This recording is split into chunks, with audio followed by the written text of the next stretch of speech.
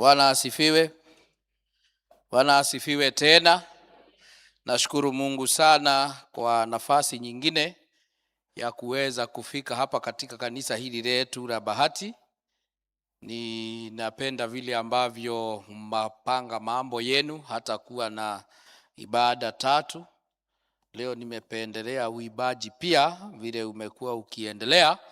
Na ninamshukuru mchungaji pamoja na wazee wa kanisa kwa nafasi hii. Majina yangu ni Kenneth Muigai Kamau. Nampenda Yesu kwa sababu ya mambo mengi, lakini mawili yanaongoza: zawadi ya wokovu na mwito wa kuwa mchungaji. Bado ninaendelea katika kituo kile chetu cha lay training, ambapo kuna mafunzo kwa wazee wa kanisa, kuna mafunzo kwa wainjilisti, kuna mafunzo kwa vikundi, na hata tuna hoteli pale. Tunaendelea vizuri. Nashukuru kwa sababu ya kanisa zote na hata parokia hii yenu, kwa sababu tumeendelea kushirikiana pamoja katika ibada. Leo nimekutana na wazee ambao wamekuwa kwa mafunzo pale na kuona wakihudumu. Ninamshukuru Mungu. Tutaweza kuendelea na tuko katika sehemu ya 3 ya kipindi cha saumu. Huwa tunaanza na siku 40 za kwanza ambazo ni za Yesu kusurubiwa na kuteswa.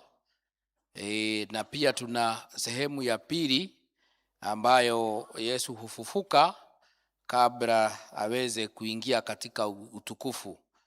We are in the Passion season, the Easter season, where we talk of the suffering Savior, we talk of the risen Savior, and we also talk of the glorified Savior. Na tumesoma Injili ya Luka. Naipenda sana hii Injili kwa sababu ya mambo kadhaa. Kwanza, ilikuwa ni barua, sio Injili tu, ilikuwa ni barua. Ilikuwa imeandikiwa mtu mashuhuri aliyekuwa anaitwa Theophilo, na huyu Theophilo alikuwa ni Myunani. Hivyo ni kumaanisha hakuwa ametoka katika imani, alikuwa mtu ambaye hakuwa amelelewa katika imani. Na Luka, kwa sababu alikuwa daktari, alitaka kumpatia maelezo sahihi, alitaka kumpatia habari kamili. Yeye hakuhubiri kimtasari. Ukiingia katika Injili yake ama waraka wake Marko, utakuta yeye anaanza kuongea kuhusu Yesu akitenda miujiza. Hatuambii alizaliwa wapi, hatuambii maisha yake ya utotoni. Naye Yohane anaongea kifilosofia. Unayemkuta Mathayo anaandikia Wayahudi, lakini Luka anamwandikia huyu na anampatia habari yote. Na kuna mambo ambayo ni mambo ya muhimu au mambo ambayo katika Injili hii hayako katika Injili zingine. Luka ndiye tu ameyanakili. Unajua tulikuwa tunaenda tunasema mdudu ana miguu 6, lakini kuna wale walikuwa na miguu 8. Luka ameongeza mambo, na kati ya jambo moja ni ya kwamba anasema neema ya Mungu ni ya watu wote. Yeye ndiye anayesema ya kwamba kila mtu ana nafasi ndani ya Yesu. Ndiye anayemuita Yesu mwana wa mtu, son of man. Na anaonyesha sana mapenzi ya Yesu kwa wale ambao saa zingine wanasahaulika, wale ambao ni maskini, wale ambao ni watu wa chini, wale ambao wametupwa huko nje. Unakuta ya kwamba anaongea kuhusu wale waliokuwa na dhambi, kama mwanamke ambaye tunamkuta pale kwenye kisima. Anaongelelea kuhusu Maria Magdala ambaye alikuwa ametolewa pepo 7. Anaongea kuhusu Wasamaria ambao walichukiwa sana na Wayahudi. Anaongea kuhusu yule kiwete aliyekuwa amewachwa pale kwenye kijito kwa miaka zaidi ya 30, hata familia wakamuacha. Yeye anaongea kuhusu waliokuwa na ukoma. Na pia hata katika kipindi hiki cha saumu tumemuona akitueleza sana kuhusu yule mwizi ambaye alihubiriwa na hakufunzwa yote, lakini katika dakika hizo za mwisho akaokolewa. Injili hii inahimiza sana tuombe, na tukihimizwa tuombe tunaambiwa ama unapata ya kwamba wanasema kila wakati tuombe. Kuna parables 3 ambazo haziko kwenye vitabu hivi vingine, kama ile ya rafiki alienda usiku katikati kuomba usaidizi kwake. Tukiambiwa tuombe kila siku, anayo habari ya yule ambaye ni hakimu ambaye alikuwa mkatili, hakuogopa yeyote. Lakini kuna yule mwanamke ambaye alisisitiza sana, was very persistent, mpaka akapewa haki. Anatuambia we should be persistent, ni lazima tujikaze sana. Na hata tunaona ya kwamba kulikuwa yule mtu aliyekuwa anafanya kazi kule kwa baraza la jiji, na yule ambaye alikuwa naye ni kuhani mkuu. Na walipoenda kuomba, yule alinyenyekea akasimama pale mlangoni akasema, mimi hata napokea hongo. Naye huyu aliyekuja hapa mbele akasema, mimi ni mzuri, nafanya kila kitu. Yule alijibiwa kule ni mwenye maombi. Kuna maombi kadhaa ya Yesu hata akiwa Gethsemane na kuingine. Injili hii ya Luka inatuambia tuwe waombezi. Pia kutuambia tuwe watu wa kusifu. Ni vizuri kuomba. Jana kwetu kulikuwa Kikuyu kulikuwa na shida kubwa. Na niliangalia nikaona tukienda hivyo sioni kama tutafika. Hata ujumbe huo tumesomewa kutoka GAC, na nilikuwa nimesahau salamu kutoka wana commissioner wote na GA official. Mmepokea salamu kutoka kwa moderator wetu, karani wetu, watu wote DSG. Tulikuwa kule kwa wiki nzima, tuliangazia mengi. Tunasema tuendelee kutumia mifumo hii ya kidijitali. Tumesema tujiangalie kama kanisa vile tunavyochukua mikopo kule benki na vile tunavyofanya mambo yetu. Tuwe kadi, tuwe nini? Kila mtu, wale ambao ni wanarika wawe kadi, na wale tumekuwa wagwiji tumefanya zamani, uingie kwenye ubonyeze pale 1 2 3 ili uone kama jina lako liko kwenye sajili bado, kwa sababu siku ile tunataka kufanya maamuzi ya amani. Bwana Yesu asifiwe. Kwa hivyo unakuta nyimbo nyingi ziko hapa. Kuna wimbo wa Maria kwa malaika unaitwa Ave Maria. Kuna ule unaitwa Magnificent, ni ule Maria alipojua hata pigwa na mawe kwa kupata mimba nje ya ndoa, aliimba huo wimbo unaitwa Magnificent. Hata katika zile nyimbo zetu tunaimba hapa kanisani, nyimbo za kumtukuza Mungu, nyimbo yako inera Ngai. Nyimbo hizi ziko. Benedictus ya Zakaria, baada ya kuwa mzee miaka mingi kwa madhabahu, akaambiwa utazaa kijana anaitwa Yohane. Kuna Gloria in Excelsis, ni wimbo wa malaika Yesu alipozaliwa, na hata wimbo wa Simeoni alipokuwa na miaka 90 na akamshika Yesu.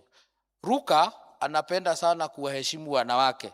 Unakuta ya kwamba women appear prominently in his gospel.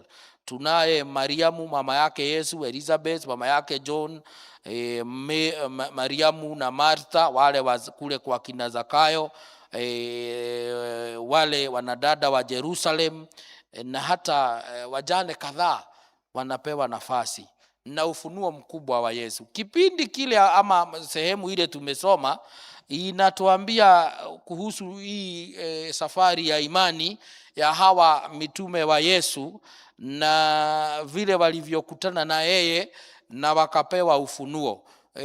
Wakati huu tunapozungumza kuhusu the risen savior, tunaona ya kwamba alitokelezea, alipatana na wanafunzi zaidi ya mara 40, kwa sababu kama hakuna kufufuka ama hakuna lile funzo la ufunuo, kufufuka hakunge kuwa na Ukristo. The doctrine of resurrection is very important. Na tunakuta wale wakitembea na Yesu na hata hawaelewi.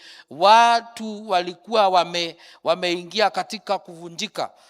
Unakuta ya kwamba hawa watu walikuwa wamemtegemea Yesu sana. Walikuwa wameona akifanya miujiza na mambo ya ajabu, wakafikiria ya kwamba sasa mambo yao yataendelea yakiinuka. Lakini tunaona wakiwa katika matembezi ambayo ni ya kufedhehesha, matembezi ya kuvunjika moyo, wanatembea wakiwa chini sana. Tunajua siku hizi kuna many types of walks. Kuna zile matembezi tunafanya ili tusaidie wagonjwa labda wa moyo ama wa saratani. Wengine wanatembea kwa sababu wanataka kuangalia mazingira. Nimeona majenzi, na msinisalimie, mimi niko na amani. Siku hizi mnatembea mnaamuka, sijui kama ni nguvu nyingi ama ni kasongo amewasumbua. Nasikia siku hizi wanajenzi wanasema leo tutatoka Nairobi tuende mpaka Limuru, ama leo tutatoka Githunguri tuende mpaka, ama tutashika bypass tutembee. Unakutana na wao na mitungi ya maji wameenda tu. How I wish I could be young again. Sijui kama naweza tembea kutoka Nairobi kwenda Limuru na nikifika nisiripwe, lakini ni matembezi. Lakini haya yalikuwa matembezi ya kuvunjika moyo sana.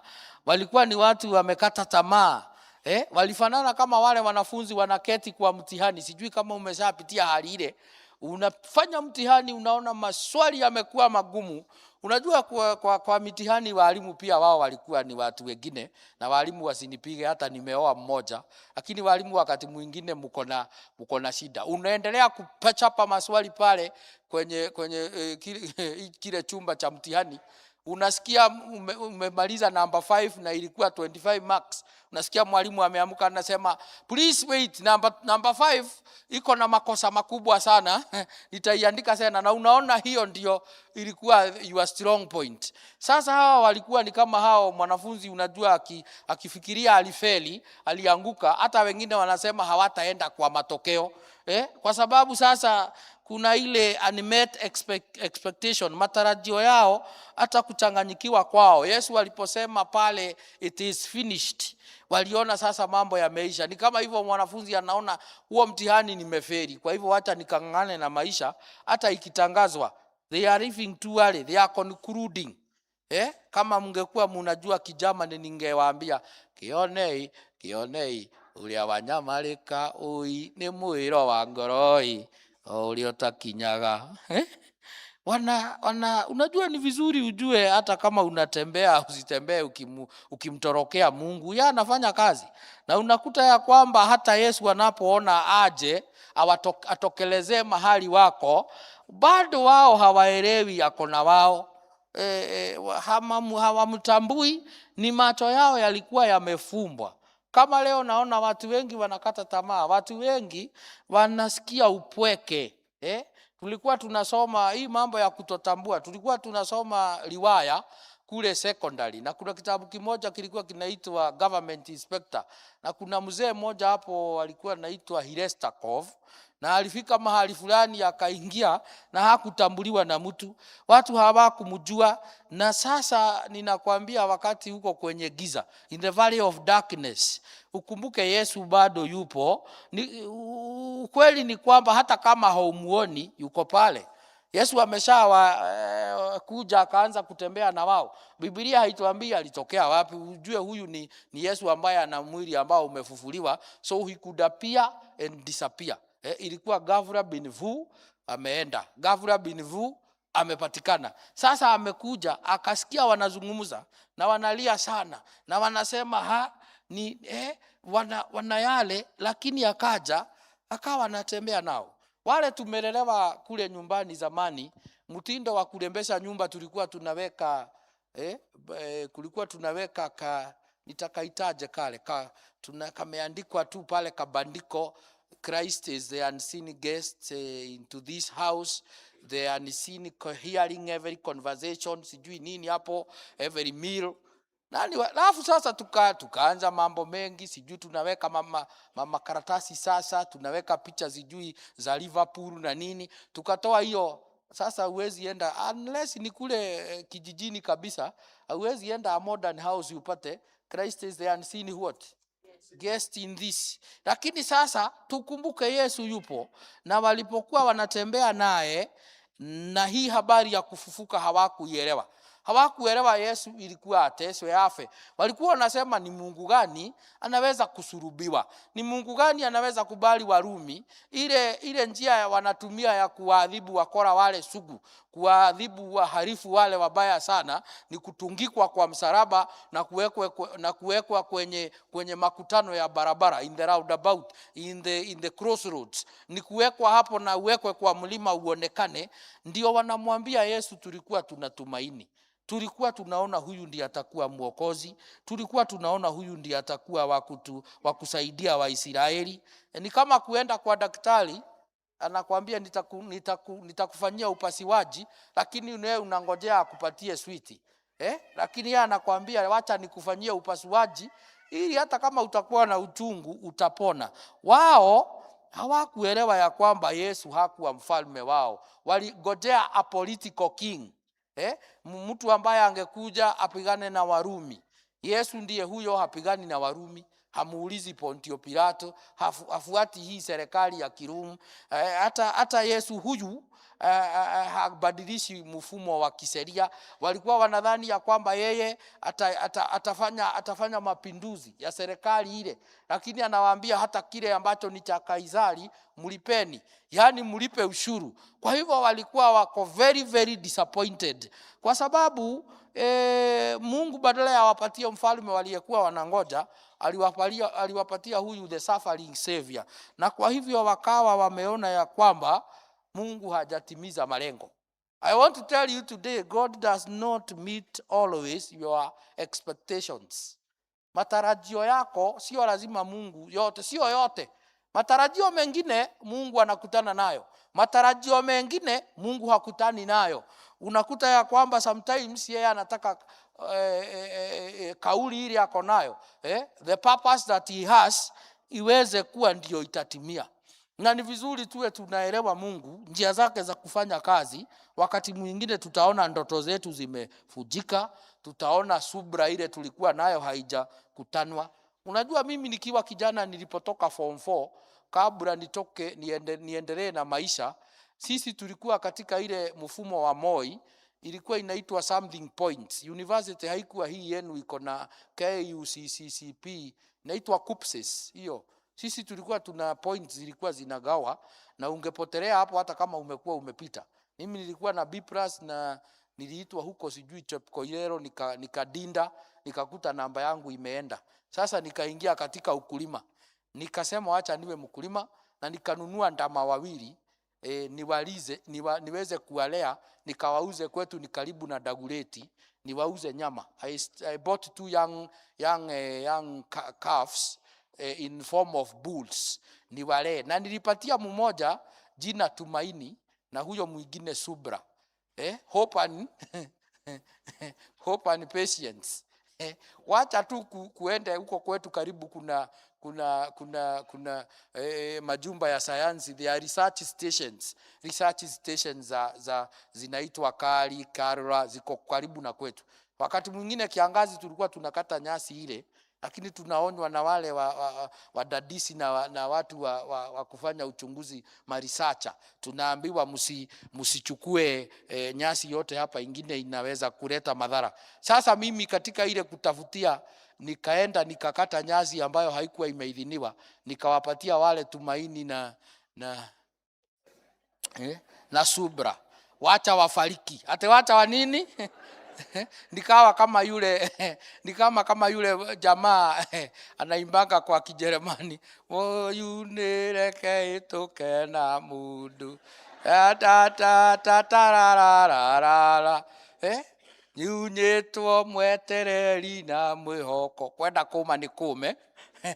Alikuwa anasema yeye amenyang'anywa, alikuwa anaimba kwamba alikuwa amependa kasichana fulani kamchungaji fulani, na alikuwa anapiga ngoma sana. Ndio alikuwa mtu wa vyombo, alikuwa anapiga vyombo sana, lakini alikuwa akingojea ataoa the daughter to the pastor, kukuta anaolewa na mtu mwingine. Akasema amenyang'anywa tumaini na akanyang'anywa kungojea.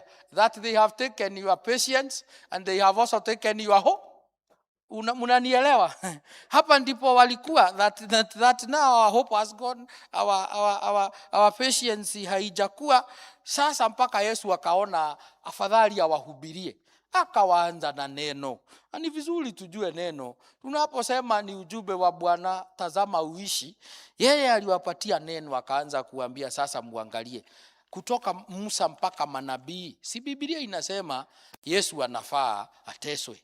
Si Biblia inasema anafaa asurubiwe? Si Biblia inasema atapigwa? Si Biblia inasema atawekwa hata kofia? Si inasema hata nguo yake watagawana?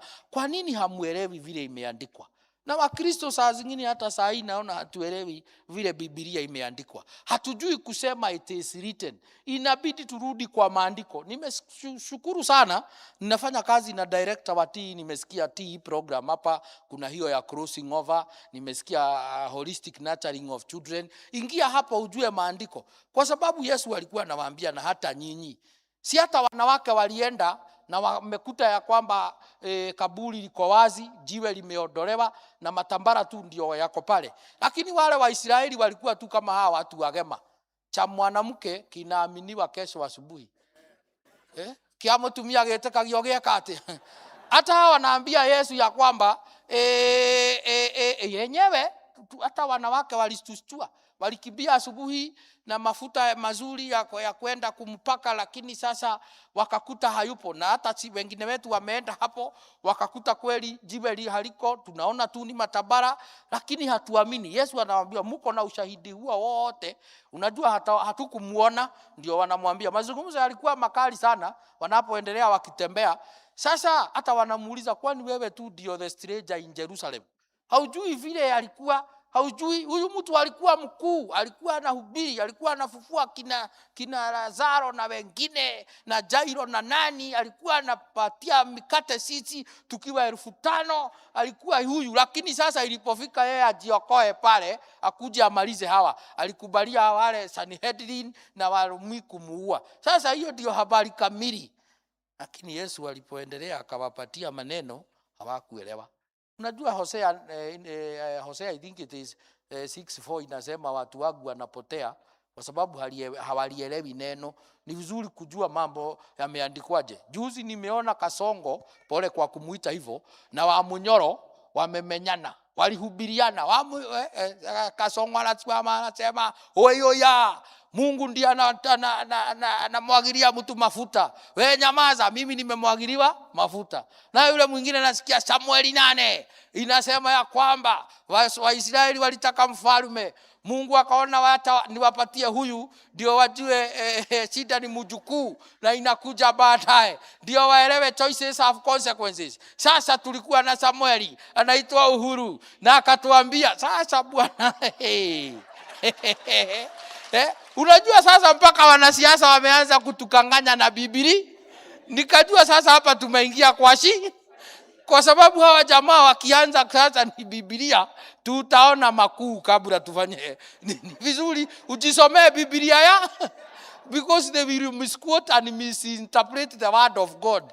Hata hawa hawakuelewa, ati hawakufanya nini? Kwa sababu sasa hapo nasikia Kasongo anasema mimi nimemwagiliwa nafuta mengi na Mungu, nimemwagiliwa pipa mzima. Na Wamunyoro anamwambia ndio, lakini Mungu alikuleta ututese. Sasa hata niko pale niko pale ati Mungu alikaa chini hivi aliona tuliamuka mapema akatupatia mtu wa kututesa. Sasa wewe utaamini huyu anasema ni mafuta ama utaamini huyu anasema wewe ni mtesaji? Si hapo tuko kwenye yani tulikuwa juu ya kikaango, tuko sasa kwenye moto wenyewe. Tulikuwa tunaimba rege zamani tunasema from the frying pan into the fire. Sasa ni lazima tuelewe maneno. Lakini walifanya jambo nyingine nzuri. Hata kama walikuwa na ugumu, they were spiritually dull, walimualika Yesu kwao. Kwa sababu walipofika kwenye pale wanaingilia kwao, Yesu akafanya kama anataka kuwaacha. Hakutaka kujifinyia kwao. He didn't want to force them. Wakamwambia hapana, ni usiku. Tuingie tu tule mkate. Tunaona umekuwa mtu wa kutuzungumzia mambo vile umetuchangamsha kwa neno, tuingie tu ulalie huku kwetu, acha kuendelea na safari. Na ni vizuri kuwa unaalika Yesu. Wale walikuwa Kana ya Galilaya walimualika, akaleta divai wakati ilikuwa imeisha, jambo ambalo lingefanya hiyo harusi iwe. Kumwalika Yesu ni vizuri, kwa sababu hata Abrahamu tunasoma alipoona malaika watatu wakipita wakawaalika, akasema ngano ipikwe, kibuzi kichinjwe. Kulikuwa kumeenda vizuri, kwa sababu walisema vile umekuwa mtu ambaye ni hospitable, umekuwa mkarimu, sasa tutakwambia tunaenda kumaliza Sodomu. Na Biblia inasemanga ukiendelea sana katika hicho kifungu, mmoja wao alialikwa ati alikuwa Mungu. Mambo mengine unaelewa na kuamini, because the Bible says one of the angels was God. I don't know how, but unajua bado tunaamini utatu, but yote 9:10 ni akapewa ufunuo, akasema kuna binamu yangu anaitwa Rutu, and then kule kwake ndio muokoe pia Rutu. Naye Rutu pia alikuwa mtu wa kukaribisha. Walimkaribisha Yesu, na walipomkaribisha, wajua kuna ingine ya Kijerumani tunaibaga, o kamwathani utonye theinie ndukarugame.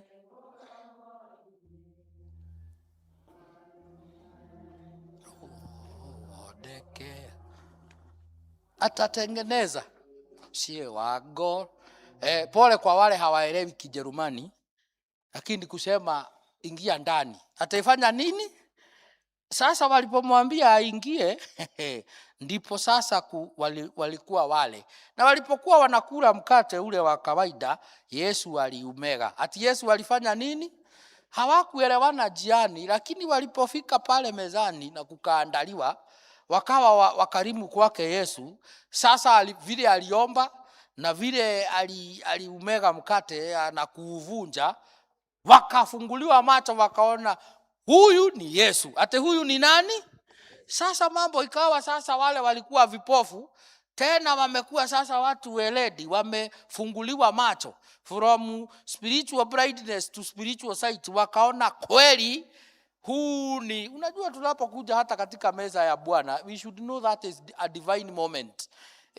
Ni wakati Yesu anataka kukutana. Wakaona sasa kweli huyu ni Yesu. Na sasa roho zao ambazo zilikuwa na huzuni na kuvunjika na kukata tamaa na kuchanganyikiwa, wakaanza kusema, hata alipokuwa anatuhubiria tulikuwa tunawaka ndani, tulikuwa tunaona moto, tunaona shauku mpya, tunasikia kitu, tumeona ni kama tumepepetwa, tumeweza kuletwa kwenye revival, tumehuishwa. Mpaka wakaanza kusema sasa wacha turudi Yerusalemu. Tukawaambia wale wengine, wakawa wamepata mwelekeo mpya, wakawa wamepata mwamko mpya. Unajua unapokutana na Yesu, Easter ama saumu hii inafaa itupatie tumaini kubwa.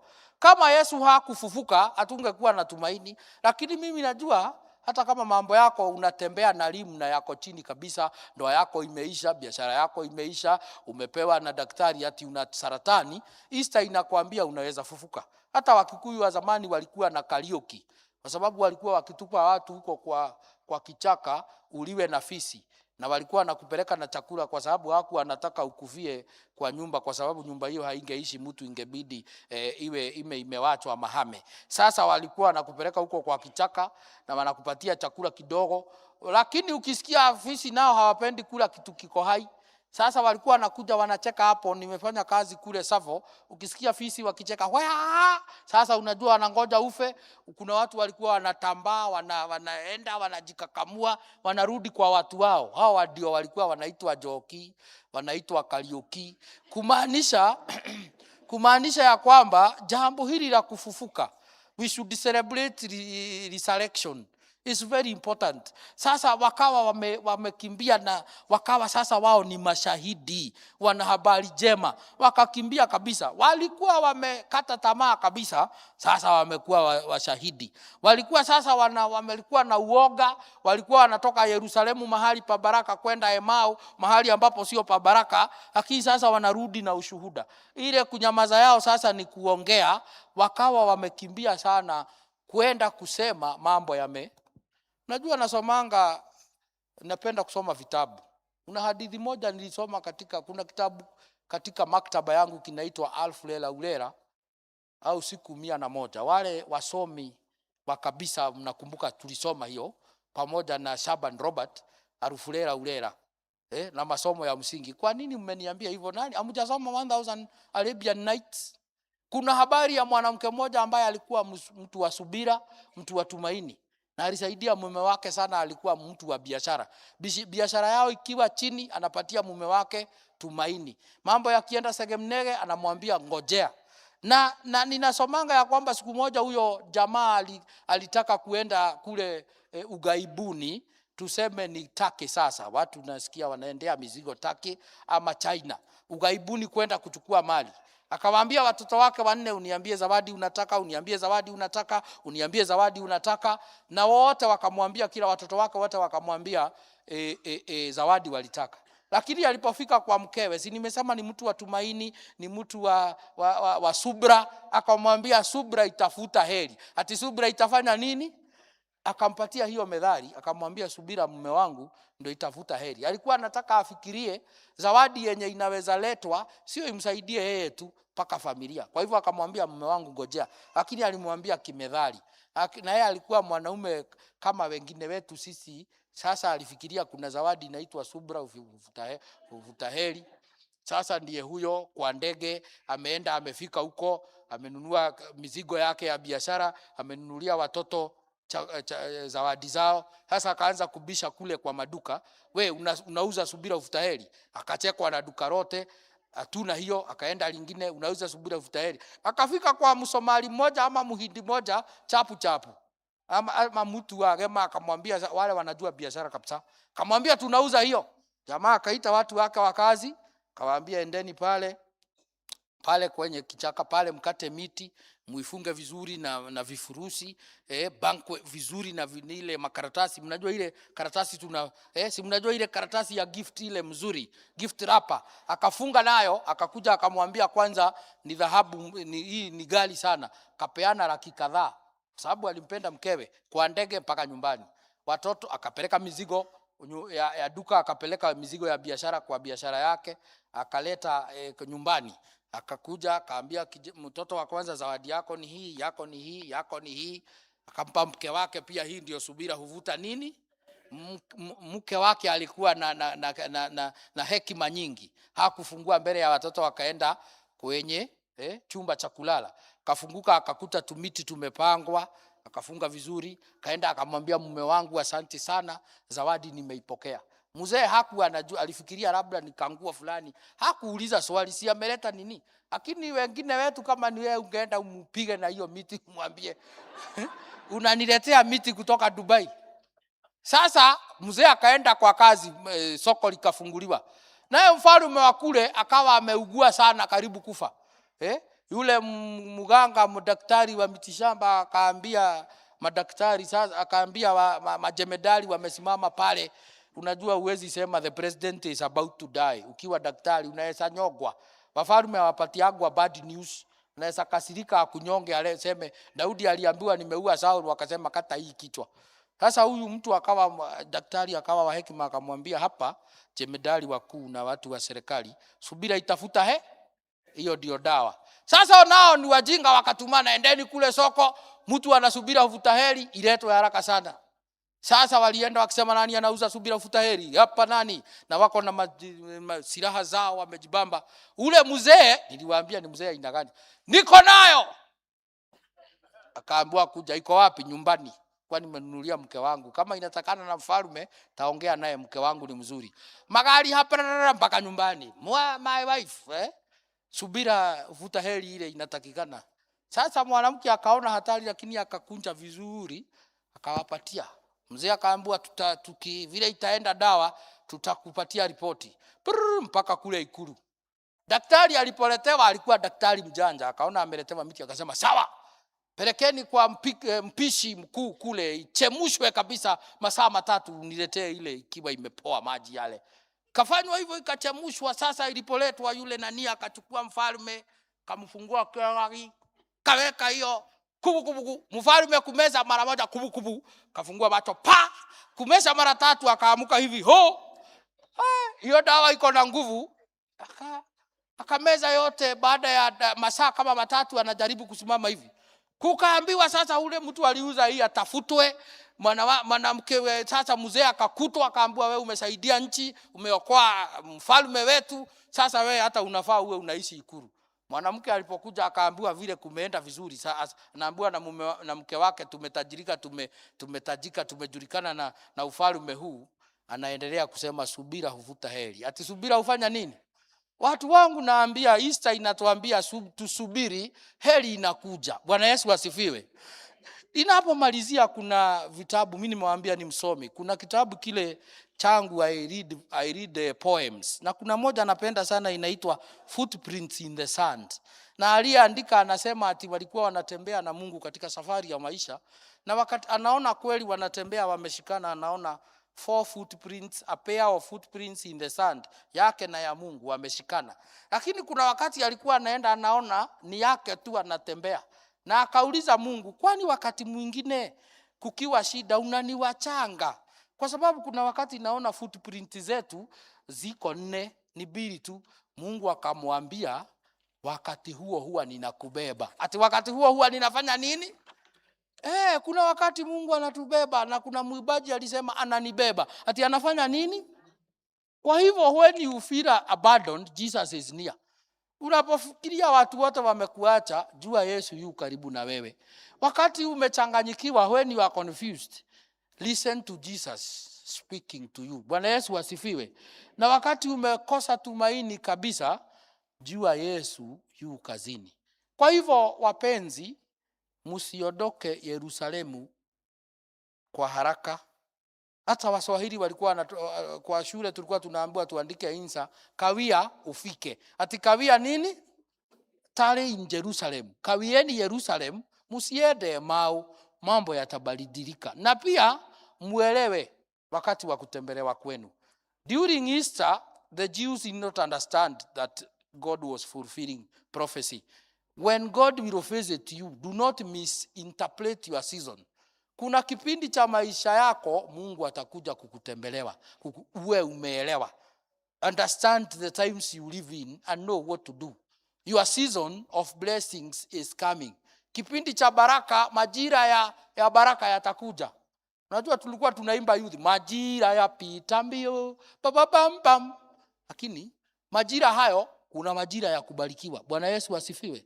Na ukisikia ya kwamba Yesu yu mbali ama mnatembea naye, mwalike ndani. Ati mwalike nini? Invite Jesus into you and he will open your eyes. Utapata ufunuo. In the name of God, Father, Son and the Holy Spirit.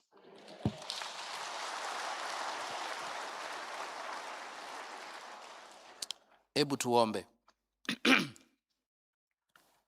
Mungu Baba Mwenyezi, tusaidie hasa wakati tuko kwenye mashida na hatukuoni, wakati tuko kwenye tunatembea na tunaona maisha yametulemea, na Bwana tunaona kama umetuacha. Tusaidie kukuamini wakati hatuelewi. Tufunze. Tembea nasi wakati tuna uchungu, tembea nasi wakati tuna mashida.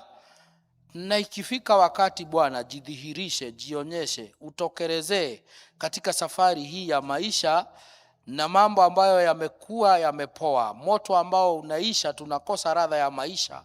Tuomba ya kwamba uje ili tuhuishe tena, ili utufufue tena, ili tupate radha hiyo ya maisha. Jionyeshe kwetu, tembea nasi, tushike. Ikifika ni wakati wa kutubeba, wakati mwingine maisha yakiwa magumu, tubebe. Na pia utusaidie tusiwe na upofu wa kutolielewa neno lako. Tukilisema lifunue, na majira tunayoishi tusaidie kuyaelewa. Kama vile wanafunzi hao walikuwa wanatoka mahali pa baraka na kutoroka. Turudishe kwenye madhabahu yako, turudishe kwenye imani yako, na utuambie ya kwamba tukikusubiri lazima utakuja. Fufua yote yaliyoisha, fufua ndoa zetu, fufua familia zetu, fufua watoto wetu, fufua biashara zetu, fufua makazi zetu, na ifufue imani yetu kwa sababu umefufuka. Haya ni maombi yetu ya imani katika jina la Mungu Baba, Mwana na Roho Mtakatifu.